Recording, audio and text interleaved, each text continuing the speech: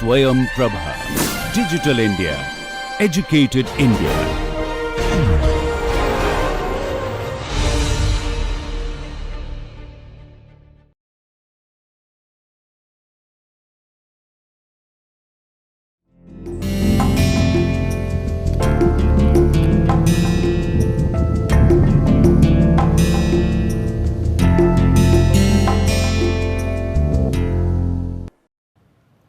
Welcome. This is our fourth lecture of the Introduction to Family and Kinship course in India. Today we are going to discuss the idea of how North Indian kinship operates through marriage and a system of gift giving. Gift giving and the idea of prestations has a long tradition within the anthropology of kinship and the anthropology of economies. This is an important method by which people link and create exchange.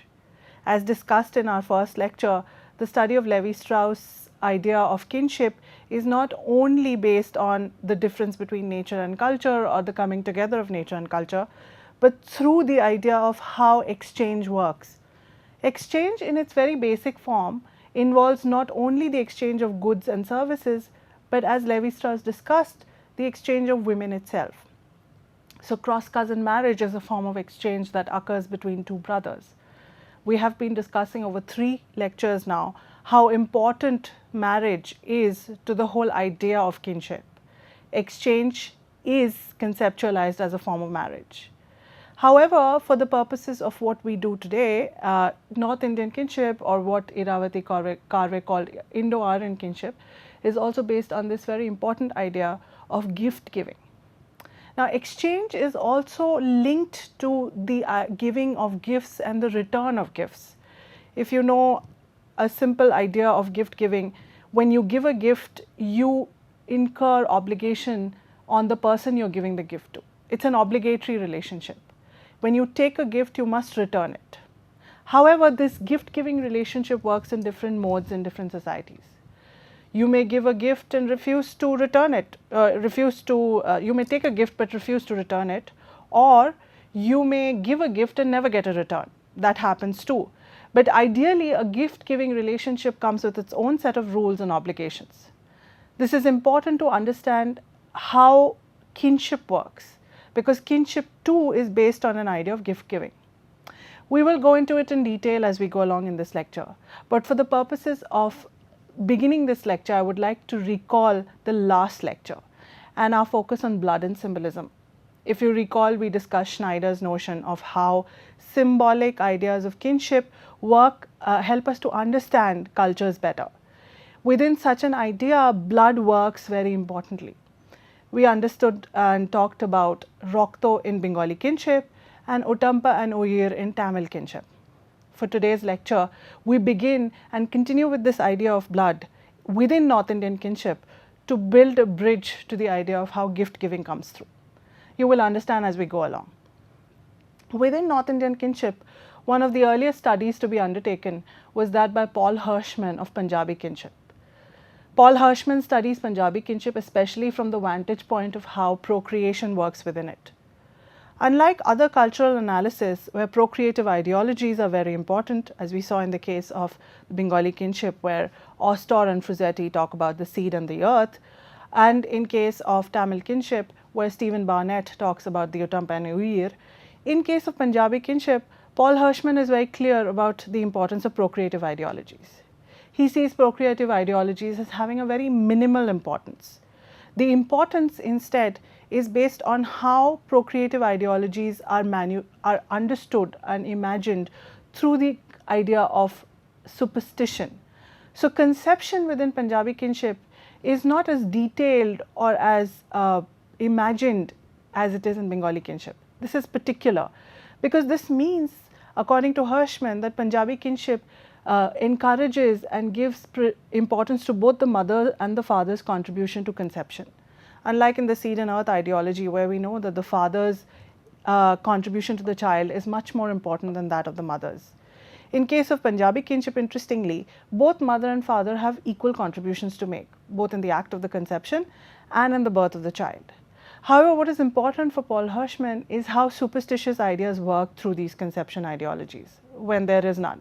So for instance, there is a big body of work which encourages couples to think of giving birth to a boy. This is also seen according to T.N. Madan's study of the Pandits of Kashmir, but we'll come to that later.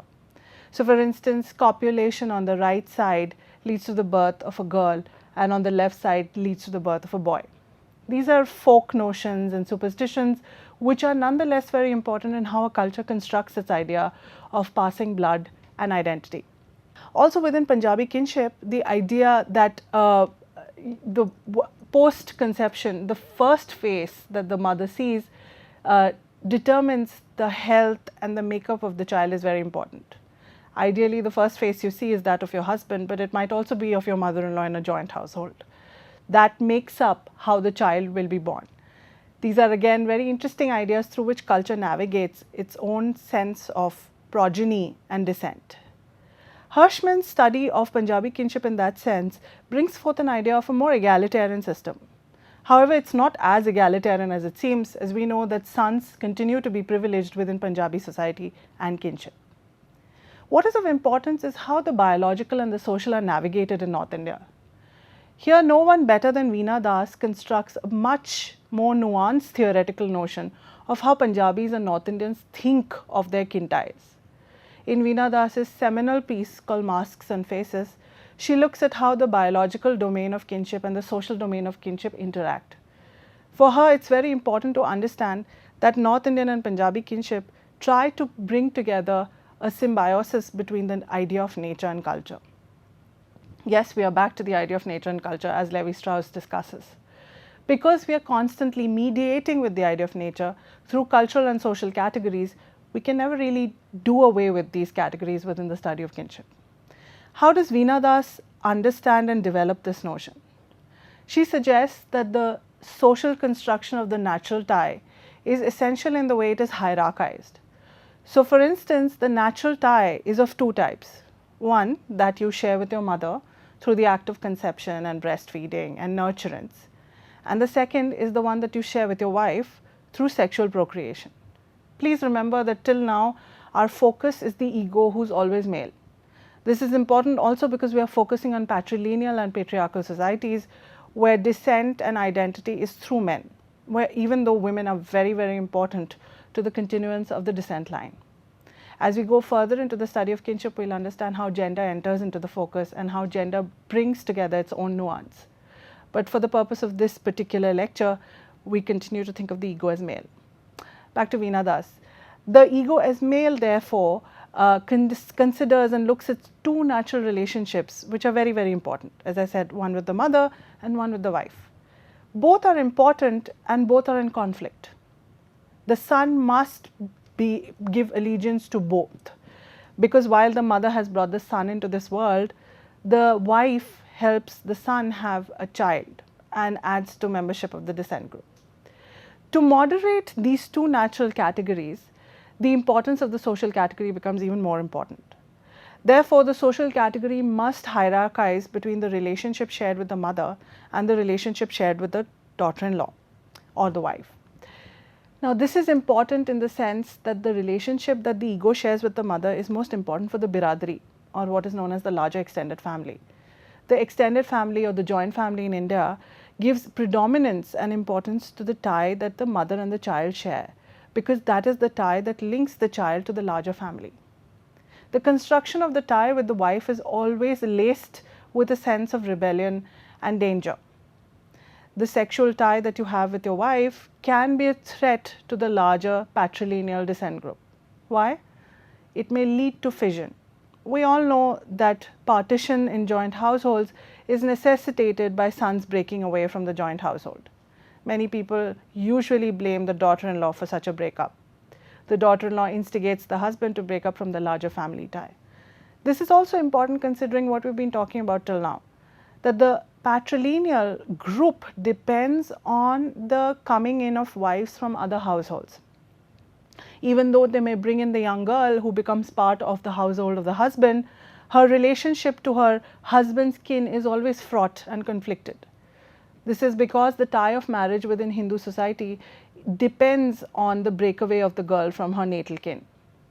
We will discuss this further as we go into T.N. Madan's study, But for the purposes of what we are talking here, it's important to understand that Veena Das builds on this idea of conflict and fissure to think of how Punjabi kinship is actually discussed and built on. It's not always that kinship is only about bringing together. We must understand that kinship depends to a large extent to ties of conflict. In fact, kinship is endemic and filled with ties of conflict. Fissure is very much a part of the way in which kinship is built. To understand how this kind of friction works, Veena thus builds on this idea of masks and faces. She suggests that the way in which natural behavior or natural ties are mediated through social codes is through the process of putting on masks and faces. Here I'll take a slight detour to look at how Veena Das depends on Erving Goffman's theory of the dramaturgical approach to build on masks and faces. The American sociologist Erving Goffman coined the theory of the dramaturgical approach to look at how people behave in social interaction. The dramaturgical approach, as the name suggests, draws from the idea of theatre or drama. Erving Goffman suggests that people have two sets of interactions that they mediate, one in the front stage and the other in the backstage. The front stage is the relationship that you put in. It is a front, it is a mask that you put in most of your social interactions. The backstage, on the other hand, is where you prepare for the front stage. This is an important distinction. Goffman looks at this kind of interaction in places such as the asylum, which are total institutions, where people may enact as per the rules of the institution and may do something else privately. Goffman also looks at how the dramaturgical approach affects the way people manage things like stigma. Stigma or the negative aspect of person's social identity is often mediated through this conversation of the backstage and the front stage. Veena thus uses Goffman's idea of the dramaturgical approach in a very interesting way to look at Punjabi kinship. She uses the idea of the masks and the face to look at how people negotiate these codes of the social and the biological in their intimate relationships. In order to understand and mediate between your relationship that you have with your mother and your wife, you have to be very careful. The Biradri looks down upon you to respect your mother and actually place your wife in a subservient position to the entire family. However, as Veena Das notes, the sexual relationship that you share with your wife is equally powerful. While you may love your mother and have a deep relationship with her, your wife's relationship with you marks your engagement with the larger family. So, for instance, in case of conflict, often, Veena Das notes, the overt beating or the physical collective beating of the wife by the man is a sign or an act, a front stage drama that the man puts on in front of the Biradri to punish the wife in case she has transgressed against the larger family. In private, the man may then go and apologize to the wife to make up for the beating he gave her in public. Not a very great way to legitimize domestic violence, but this is not what I'm trying to do. The idea is to actually reflect on Veena Das's theory of how masks and faces work within a larger familial construction in Punjabi kinship. She discusses an interesting case. She discusses the case of a young child within a joint family who is beaten up due to a small transgression on his part by his father's younger brother. On being beaten up by the father's younger brother, his mother comes to his rescue and says certain unseemly things to the father's younger brother, usually known in North India as the Chacha. She reminds the Chacha that if her son was his own son, he would never have beaten him up. The Chacha takes deep umbrage and anger. He's very upset with such an insinuation because he actually says that because his nephew is his own son, that he's actually beaten him up.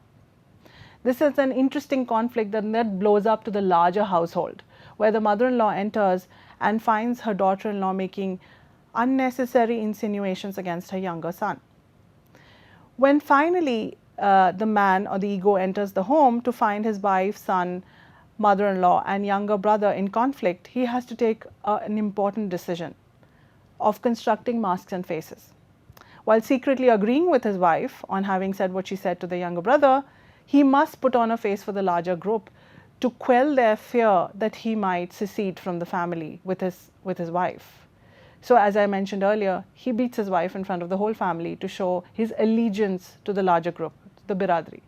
And in private, he apologizes to his wife to keep her happy, to tell her that this was a performance indeed. Punjabi kinship in such senses works through different ideas of procreation, biology and nature. At the end of it all, Veena Das suggests that even how we mediate nature is very importantly constructed through social codes, something that we've been trying to establish through these lectures. That society and cultural codes become very important ways in which we must mediate and think of nature. While we privilege the mother's tie and the sexual relationship with the wife, it is important to understand that the identification of natural codes through sexuality and through birth are something that is also embedded in society and culture.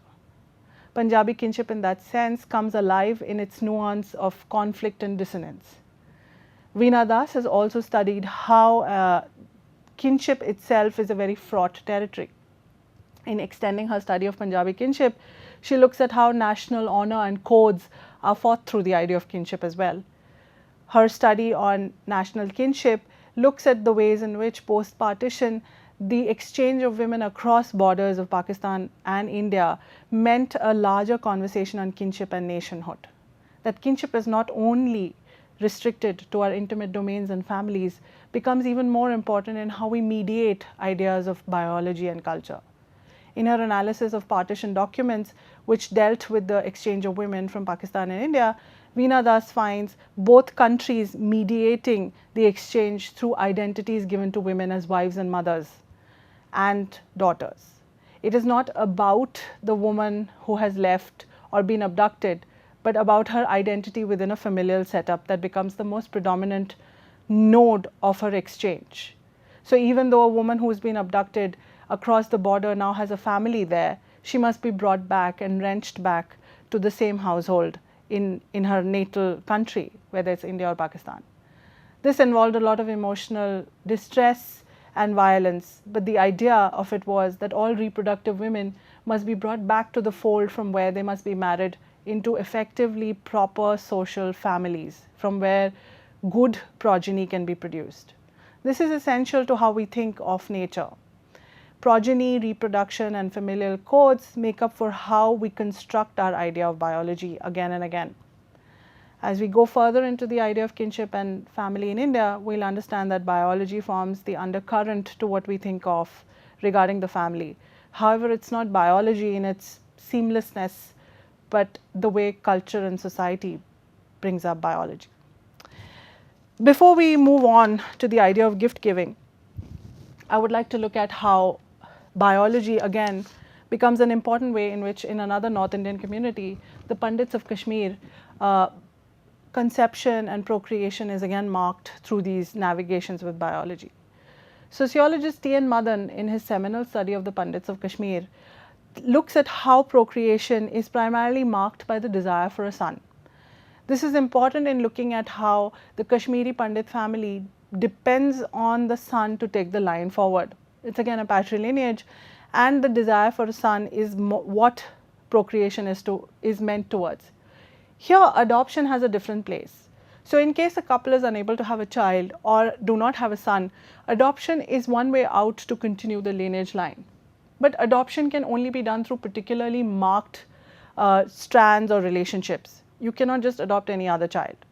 Therefore, according to the Pandits of Kashmir and in Madan's study, the children that you can actually adopt are the father's son, the daughter's, the brother's son, the daughter's son, the sister's son and the wife's brother. These are candidates who are allowed for adoption. You may also adopt a daughter to fulfill your duty as a Hindu householder to actually have a daughter to gift in Kanyadan. As we all know, as per Hindu ideology of the correct householder life, which ensures the entry of a Hindu man into salvation and heaven, it's important to have both a son and a daughter. The son is required to carry the line forward and to burn the funeral pyre, and the daughter is required to be given away as a pure gift in the form of the Kanyadan. As per strictures, both elements are required to live life as a householder. In the absence of either or, amongst the Pandits of Kashmir, adoption must be mediated through particular codes. Adoption at the end of the day is not true kinship according to the Pandits. We are again at odds as to what true kinship really is. But here, according to T. N. Madan's study, the Pandits of Kashmir must mediate adoption in a way in which it fulfills the codes of biology, going back to what Veena Das has discussed. Therefore, a particular kin can only be adopted. Now, within such an enterprise, it's important to understand how the mother's brother can also be adopted. Ideally, one should not adopt from the wife's kin because it is seen as unseemly and may be a threat again remembering Veena Das and Punjabi kinship, may be a threat again to the larger family, to the larger patrilineal family. The first candidates for adoption should come from within the patrilineage rather than from the wife's family. They are affines and in a gift-giving relationship to the patrilineage. Here we enter into the most important section of what we are going to discuss in terms of North Indian kinship, that of gift-giving and affinal relationships. As I mentioned earlier, the tie of affinity is very important within the study of kinship. The tie of marriage makes and breaks many things. With the study of the elementary structures of kinship, Levi-Strauss made marriage absolutely fundamental to the study of kinship. Even today, most studies on kinship and family across the world are centered on the study of marriage. More so in India, where marriage continues to mark our engagement with India and Indian society. We are obsessed with weddings and how wedding rituals operate even today.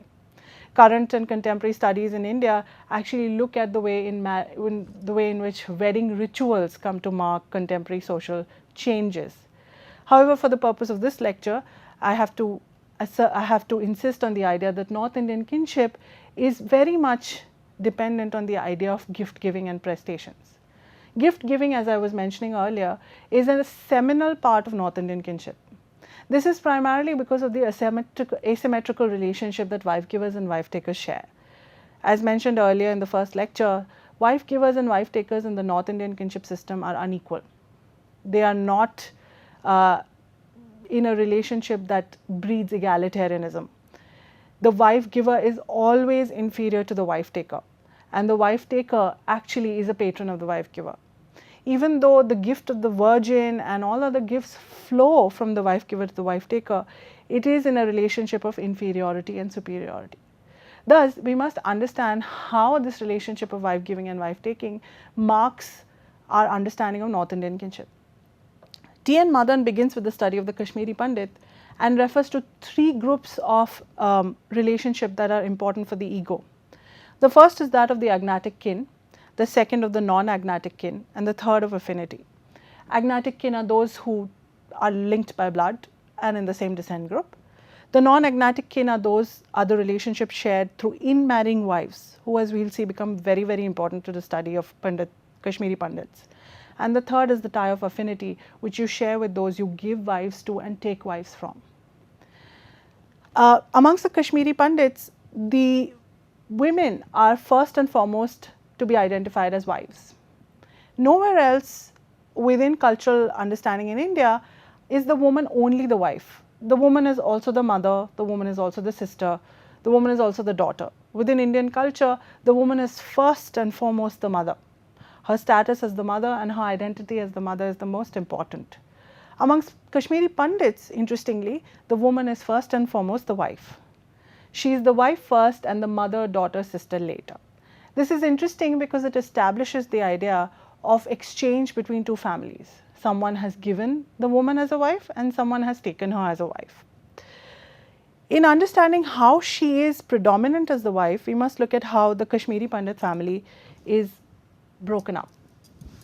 So, at the center is the Gada, or the ego's intimate household, which is also known as the Parivar or Chula. For all of you who do not understand the meaning of Parivar, it means family, and Chula is the hearth where food is cooked. Linked to the Gada is the brother's Gada, which may be in the same neighborhood or perhaps in the same house in another section. And the gara of other kinsmen, cousins, uncles, mother's brother. These link the ego together into a larger group. This group is known as the kotamb, or one's extended family.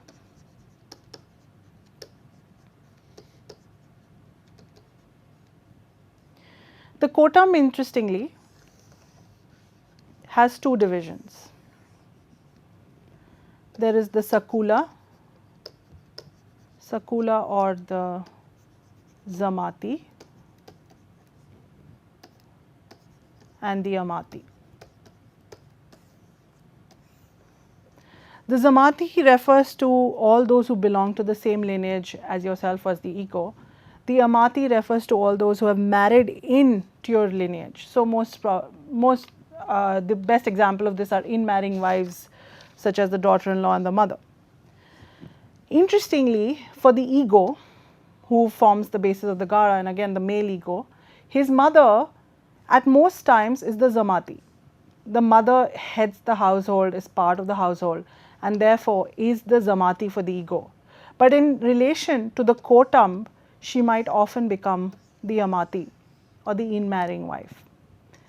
This is a very important idea which comes through in how women are constructed amongst the Pandits in Kashmir, that they are primarily to be made and unmade through the act of exchange. Even for the children of a woman, to think of her as an in-marrying wife makes it very important to understand how marriage is constructed amongst the Pandits of Kashmir, and how affinal relationships are essential to the way in which the ego's identity is constructed. So, besides her identity as a mother, as a wife, the Pandit woman becomes the sole repository of her family's exchange to another family. In that sense, she is known as amanat. I apologize. Amanat, or the idea of amanat, is that of a property that another family keeps for safekeeping. In that sense, she is already a property that belongs to someone else that her family is nurturing.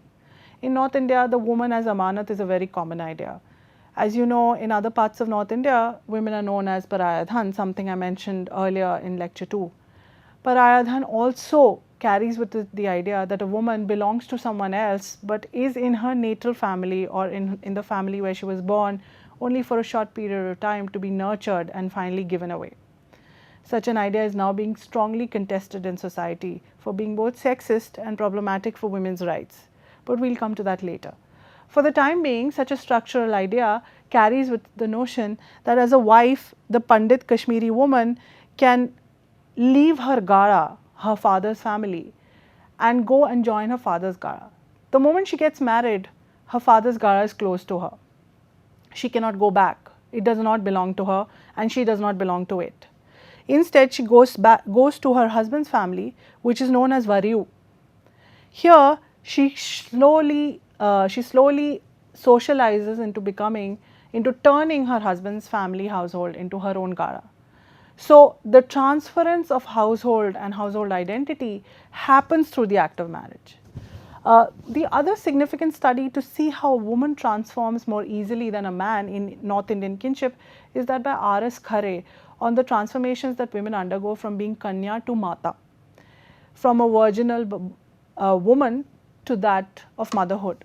This is critical because at each stage a girl transforms herself from her family from the family she was born in to the family of her marriage and of her conjugal family. This transformation occurs most on the woman and through the woman. It is very rarely enacted on the man, because within patrilineal society men carry descent and identity, but women must change their identity to become part of the patrilineal setup. So therefore, the Pandit Kashmiri woman is foremost the wife.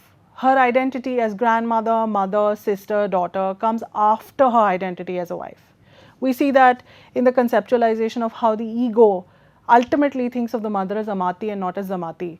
Zamati being your own kin and amati being in marrying wives. Finally, in the Pandit household, if you are a widow, you are a lost woman. According to T. N. Madan, the widow has no place within the Pandit household. She's lost and has no space for redemption. She's not invited to key rituals and is relegated to the household as someone who has no identity or status. We saw this in our brief discussion of Sarah Lamb's study of widows in West Bengal, where too they were relegated to the fringes of the main household because first of all their sexuality and their reproductive status was complicit, and secondly because they were unmarried, and the Hindu woman's primary identity within the patrilineal descent group is through her identity that she shares with her husband and his larger group. So amongst, when you think of the Pandit woman as a wife, certain ideas about wife givers and wife takers becomes more interesting and more nuanced. T.N. Madan talks about the Pandits having 3 sets of wife givers and wife takers, which he details through the following diagram. At the center, if we again take our household of reference,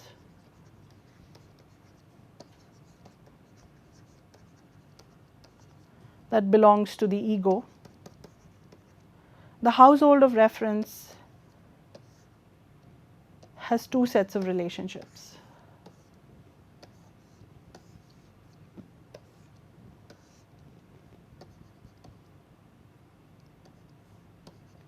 One is with the wife givers who give them wives, the other is with the wife taker to whom they give wives. However, these 2 groups have separate relationships with other groups. So, for instance, this group may have a wife taking relationship with other wife givers, and the same group might have a wife giving relationship to other wife takers. Similarly here, this group might have a wife taking relationship with other wife givers and a wife giving relationship to other wife takers.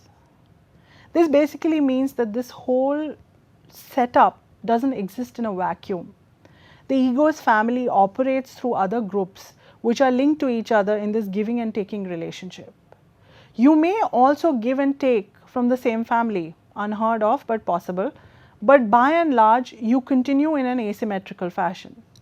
Therefore, for ego, family becomes bifurcated into 3 types: the mother's kin,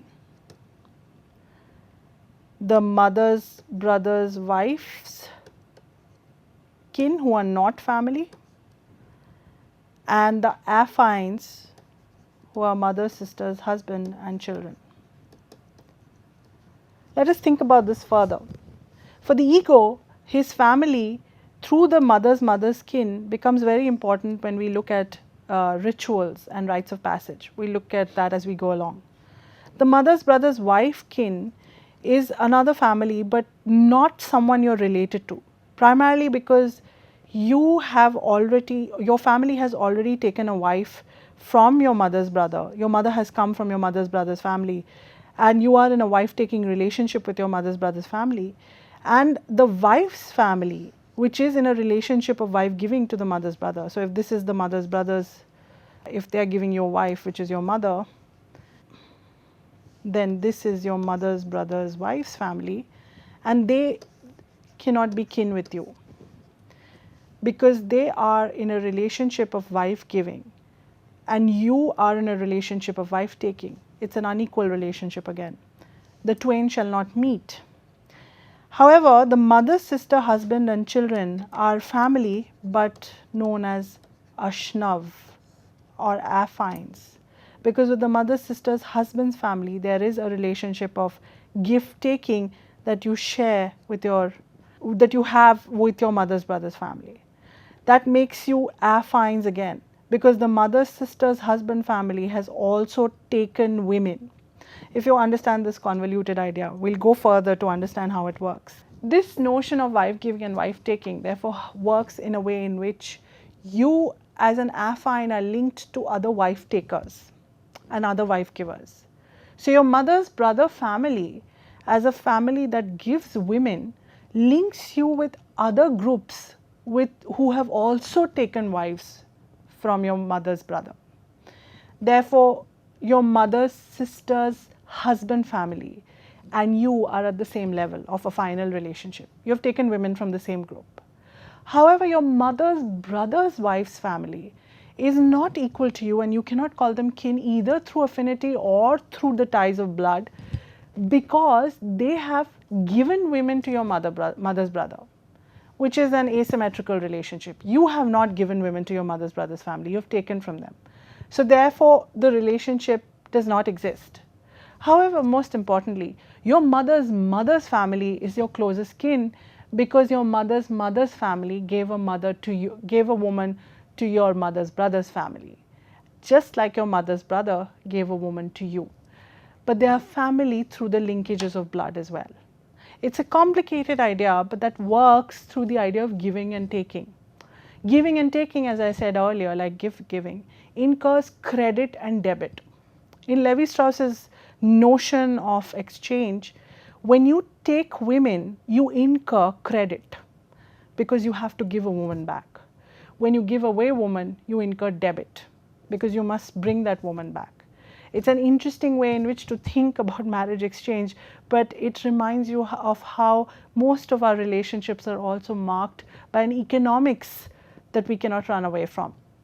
The economy of the marriage system becomes more and more explicit in the North Indian system as we go into the idea of gift giving or dowry and dahej. In the North Indian system, marriage exchange is not just the exchange of women, but also the exchange of goods and services. Therefore, the Ashnav amongst the Kashmiri Pandits are a very important relationship of marriage. Amongst the Ashnav, two figures stand out as being very, very important. The first is the wife's brother, and the second is the sister's husband. Both men, but both having very different roles and responsibilities.